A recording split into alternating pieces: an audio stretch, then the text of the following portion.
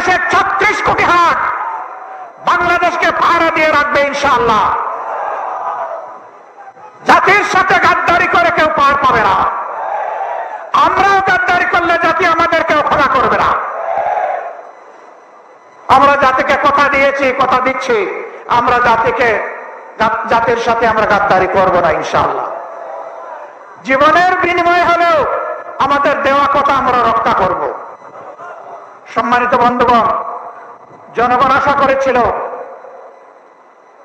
Interim গভর্নমেন্টের পরে নির্বাচন হয়েছে, নির্বাচিত সরকার আসলে চাঁদাবাজি বন্ধ হবে।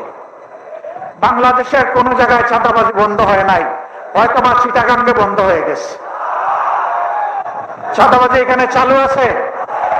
রেট কি বেড়েছে না কমেছে? এই চাঁদাবাজ কারা জনগণ কি জানে না? জনগণ কি চিনে না? মাননীয় প্রধানমন্ত্রী, চাঁদাবাজকে আপনি সামাল দিন। আপনি কথা দিয়েছিলেন আপনি ক্ষমতায় আসলে দুর্নীতির ত্রুটি চেপে ধরবেন। আমরা দেখতে পাচ্ছি দুর্নীতিকে জাতীয়করণ করা হয়েছে। দুর্নীতি এবং চাঁদাবাজির বিরুদ্ধে কথা বললে কারো যদি মন খারাপ হয়, আমাদের করার কিছুই নাই।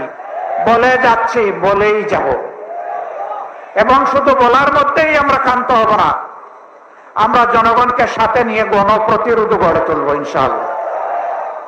আপনারা তৈরি আছেন? আমাদের পরিষ্কার কথা, গণভোটের রায় বাস্তবায়ন করতে হবে। গণভোটের রায় বাস্তবায়ন করতে হবে। গণভোটের রায় বাস্তবায়ন করতে হবে। যদি না করেন তাহলে যেভাবে 96 সালে নিজেরাই শেষ পর্যন্ত কেয়ারটেকার সরকারের বিল নিজেরা এনে পাশ করতে বাধ্য হয়েছিলেন, এই রেফারেন্ডামও বাস্তবায়ন করতে আপনারা বাধ্য হবে। ভালোই ভালোই মেনে নিন। জনগণকে রাজপথে ফেলে দিবেন না। আমরা শান্তিপূর্ণ গণতান্ত্রিক ধারায় থাকতে চাই, আমাদেরকে থাকতে দিন। আমাদেরকে সুড়সুড়ি দিবেন না। নতুন করে সুড়সুড়ি দেওয়ার কিছু নেই। হুমকি ধমকি দিবেন না। মাঝে মাঝে হুমকি ধমকি দেওয়া হয়, জেলের ভয় দেখানো হয়। ফাঁসিকে যারা তুচ্ছ মনে করে তাদেরকে জেলের ভয় দেখাবেন না। দেশ এবং জনগণের জন্য ফাঁসি বরণ করতে হয় প্রস্তুত। দেশ এবং জনগণের জন্য জীবন দিতে হয় প্রস্তুত। দেশ এবং জনগণের জন্য একবার নয় বারবার জেলে যেতে হয় প্রস্তুত। কিন্তু এই জেলের তালা স্থায়ী নয়, চাবিওয়ালাও স্থায়ী নয়। তালাও পরিবর্তন হয়, চাবিও পরিবর্তন হয়, এটা মাথায় রাখতে হবে। একদল ফ্যাসিবাদ কায়েম করতে গিয়ে বনে জঙ্গলে আশ্রয় নিয়েছে, খাল বিল নদী নালা দিয়ে পালিয়ে গিয়েছে। আপনারা কোন দিকে যাবেন? আমরা চাই না আপনাদের এই পরিণতি হোক। আমরা চাই না একটার পর একটা গণবিরোধী সিদ্ধান্ত নিয়ে দেশ এবং জনগণের ক্ষতি আপনারা করুন। আমরা পরিষ্কার বলে দিচ্ছি, আমরা দীর্ঘকাল বসে বসে আপনাদেরকে এই সুযোগ দেব না।